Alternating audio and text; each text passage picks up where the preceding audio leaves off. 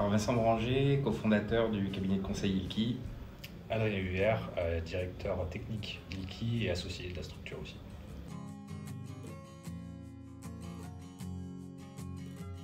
Alors donc j'occupe le poste, on va dire, de directeur général, d'accord, cofondateur, mais étant donné qu'on est un cabinet d'une trentaine de personnes, je continue à faire de la prestation de conseil, principalement en assistance à maîtrise d'ouvrage sur les grands projets qu'on peut mener autour d'accompagnement vers le cloud, d'évolution, ce qu'on appelle en fait les transitions technologiques, lorsque vraiment il y a des grosses évolutions technologiques au sein des entreprises ou des organisations en général.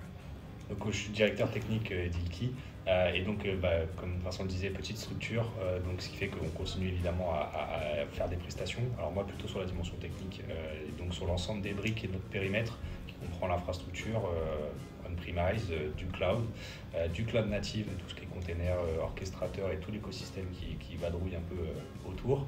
Et enfin le digital workplace aussi, donc c'est tout ce qui est lié à l'environnement utilisateur et l'ensemble cohérent dans certains projets de transition justement où toutes ces briques-là peuvent intervenir.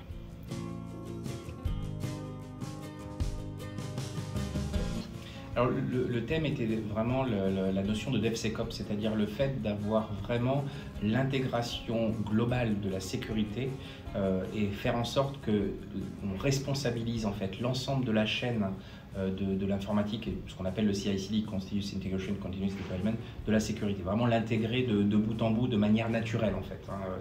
C'est vraiment le principe. Donc ce que j'aurais tendance à résumer par rapport à ça, c'est que d'une part, ça doit rentrer véritablement dans le cadre de l'organisation. C'est-à-dire que c'est l'organisation de la DSI qui doit voir la sécurité de bout en bout, dès le départ de la conception de l'application jusqu'à son déploiement et sa vie après. Donc ça, c'est vraiment le côté, on va dire, centre d'excellence, c'est comme ça qu'on appelle ça au niveau du DevSecOps et du cloud de manière générale. Et puis sur la dimension technique, c'est vraiment tout au long de ce qu'on appelle la chaîne d'intégration continue et de déploiement continu. À chaque étape, en fait, on doit avoir toute une série de vérifications de sécurité, de prise en compte de la sécurité en fait, à tous les niveaux.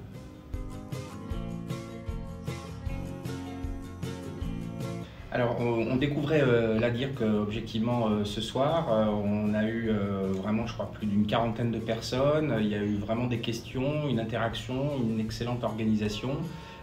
Et c'est vrai qu'on a beaucoup apprécié en fait d'intervenir en fait dans ces excellentes conditions et avec des gens qui avaient justement tant des profils techniques que des profils fonctionnels. Donc notre présentation qui était vraiment avec ces deux dimensions était tout à fait adaptée en fait au public. Et puis différents types de structures, hein, effectivement. Oui, aussi, oui, c'est vrai. Donc ça, public, là où privé, ESN, client final. Donc ça aussi, c'est vrai que c'est très diversifié. Clairement.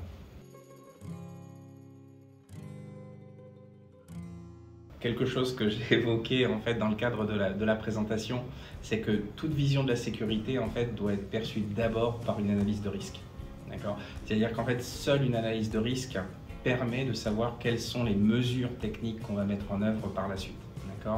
Et qu'une vision purement technique de la sécréité en fait est loin d'être suffisante. Je dirais que c'est un peu le mot de la fin entre guillemets. C'est son côté consultant, toujours voilà. le besoin d'abord avant de discuter de la solution et de l'architecture. Exactement.